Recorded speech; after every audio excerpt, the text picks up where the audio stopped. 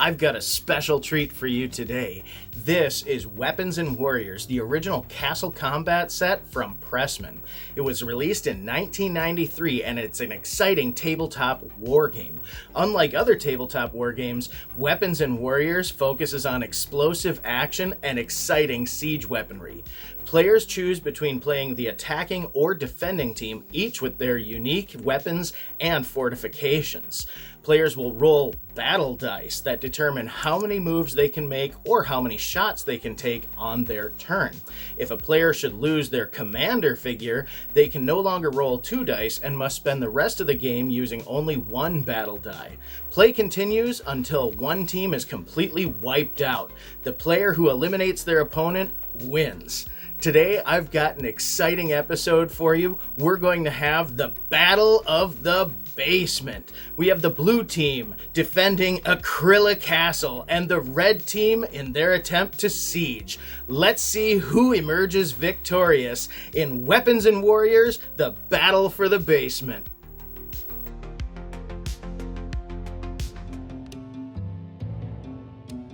Today in the basement, we have an ultimate showdown between the red team and the blue team in the battle for Acryli Castle. Defending the castle today is the blue team, armed with a catapult and a cannon. The blue commander is stationed in the bottom chamber of the castle keep. Laying siege to the castle is the red team, armed with a catapult and a ballista. Their commander prefers to lead from the front lines. The attacking team rolls first. Let the battle begin.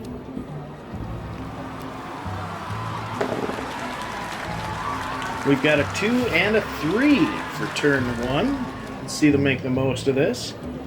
Red team is advancing a soldier up 3 places. That means they will be taking 2 shots. Starting out with the catapult today. Challenging but destructive weapon.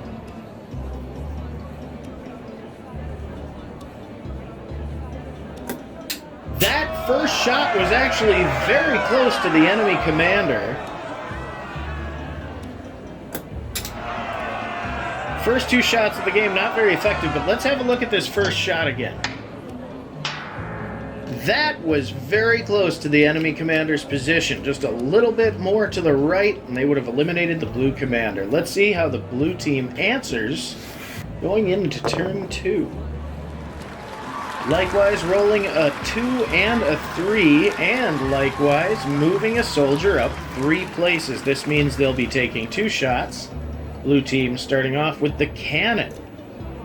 And it's very effective. First shot of the game for blue team, eliminating 3 red soldiers, 1 behind cover. Look at that impact.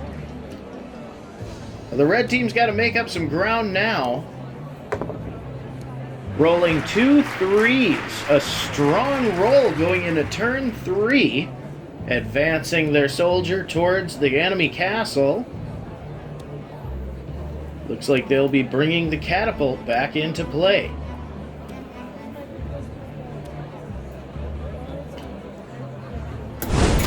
And an explosive shot by the red team. That's a double elimination. 2 soldiers down. Follow-up shot not so precise there. And a nice impact on the castle wall. No elimination. Look at that explosion. 2 for 1 there. Here we have that shot. Nothing but air. And the third shot taking a bite out of the castle wall. Very nice marksmanship. Let's see how the blue team responds. Double deuce. Turn 4 with 2 2s. Looks like blue team is taking all 4 shots with their cannon. First shot out, not so effective. And we have an elimination. Direct strike on the barricade. Following it up with a direct strike on a soldier. 2 for 3. Blue team getting 2 eliminations out of 4 shots. Let's see that replay. Solid impact on the barricade, though, does not trigger the spring mechanism. Simply unseats the soldier. Then we have a direct hit. Ooh, that's gotta hurt. And of course, another bank right off of the barricade. Red team now responding with another double deuce. Oh!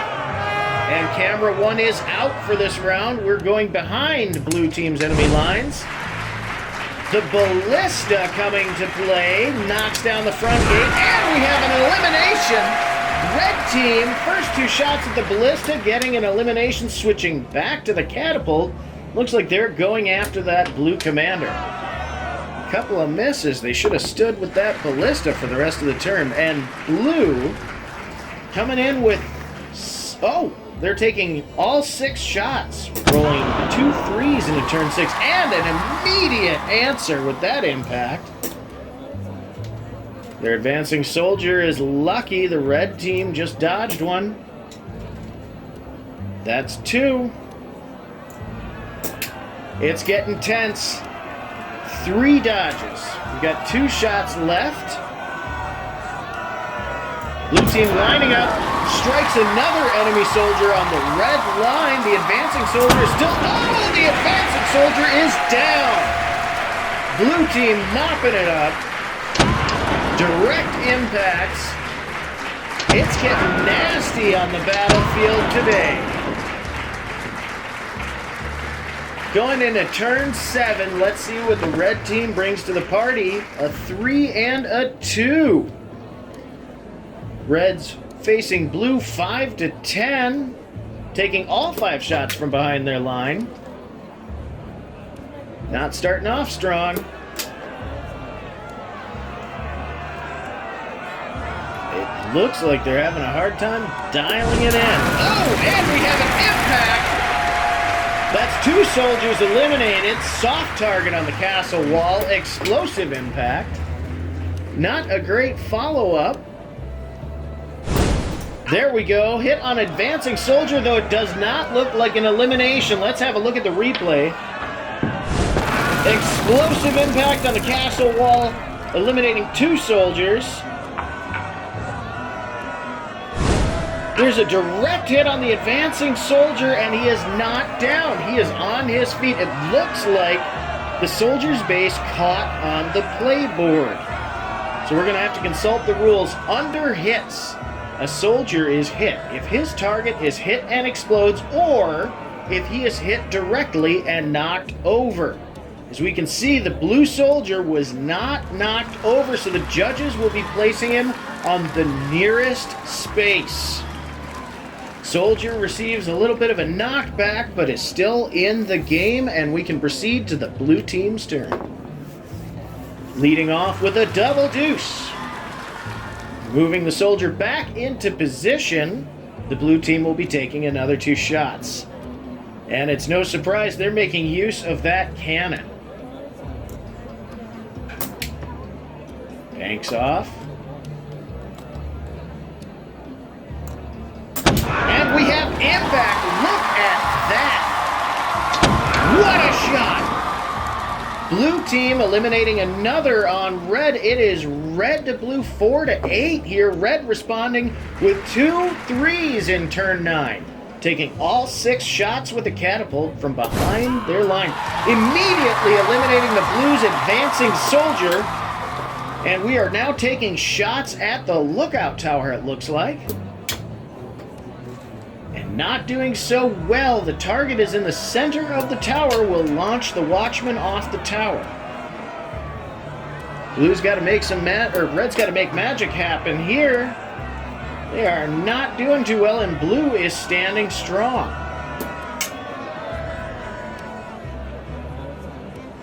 It is not looking good. That first shot was a good one, but red was unable to follow up.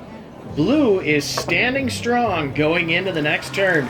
Rolling 2 threes. Blue is ahead by 3 points, rolling 3. Wow! And an elimination right out of the gate. Cannon fire. We have another elimination. And it looks like the Calico is on the field.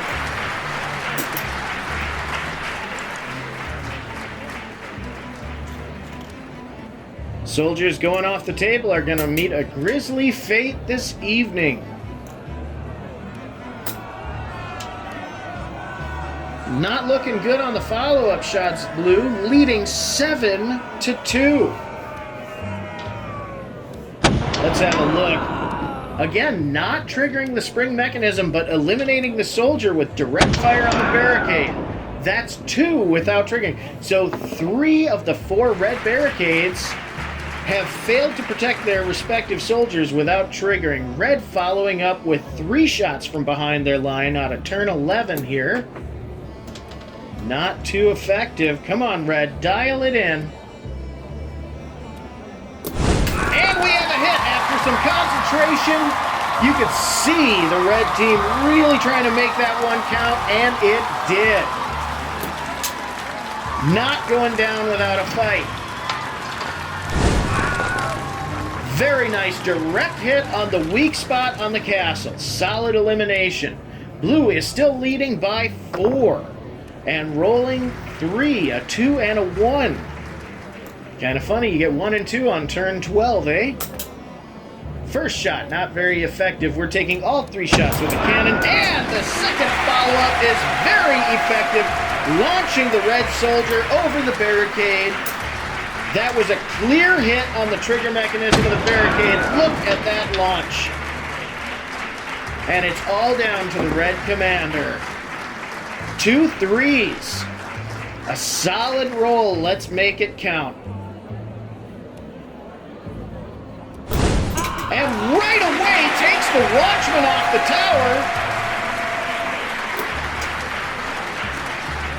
Can we make some magic? The odds are 5-1, and it is not looking good.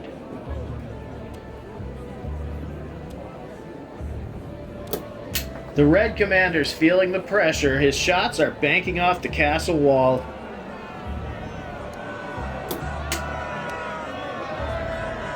Dial it in, Red.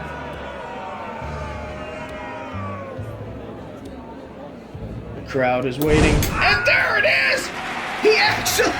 The red team eliminates the gate guard without activating the portcullis. First, we have that amazing shot on tower. And look at this. The gate guard gets hit, but the portcullis does not trigger. We do not get the double kill. That's got to be disappointing. Blue team following up turn 14 with a 3 and a 2, taking all 5 shots. And they won't need them. First shot out on turn 14 ends the game. Look at that. It appears that the cannon fire impacted the barricade, but not the weak spot directly. However, the impact was strong enough to trigger the weak spot, launching the red commander from his place. Let's have a look. There it is. And that's the game. Blue team has successfully defended Acryli Castle against the invading red team with 4 soldiers left. 3 soldiers and 1 commander. And what happened to the red commander? Well, it looks like he's cat food. What an amazing battle. 2 armies duking it out. Weapons and Warriors, the classic castle combat set. Stay tuned for the full battle report up next. That was awesome. Okay, so we've got a final battle report here. Congratulations, Blue team, on the decisive victory. Here are the stats from that match. So the red team, they fired 29 shots overall, scoring 9 kills with an accuracy of 31%. So they put up a pretty good fight. Now, when we go over to the blue team fired 24 shots over the course of the game, scoring all 13 kills, wiping the red team right off the map with an accuracy of 54%. That was a pretty impressive showing. Now, if you ask me, the cannon seems pretty overpowered. However, when you compare the different fortifications that each team has, you can see why the game designers had provided the weapons to each team with a purpose. For instance, the ballista, though underutilized in this contest today, is uniquely suited for disarming the portcullis on the front gate, which I think in hindsight the red team should have made more use of the ballista. However, that being said, their line of fire was quite obstructed by the forest given the angles that they had available to them at the time. And early in the game, red team demonstrated an aptitude with the catapult with a glancing blow right next to the blue's commander. So we could see that the red team had the potential of dropping the blue commander early in game and reducing the blue team down to 1 battle die. However, that never happened, unfortunately, and the blue team ended up wiping the red team out, making great use of their cannon. In fact, there were some impressive shots where the percussive force of the battle ball striking the cover actually tripped the trigger mechanism of the soft spot on the fortification instead of actually striking it directly. So that was some interesting stuff to see in motion. However, it was a great defense by the blue team. Red team put up an excellent fight, but I guess they'll have to try again later. Hey, thanks for joining me today, and we'll see you next time.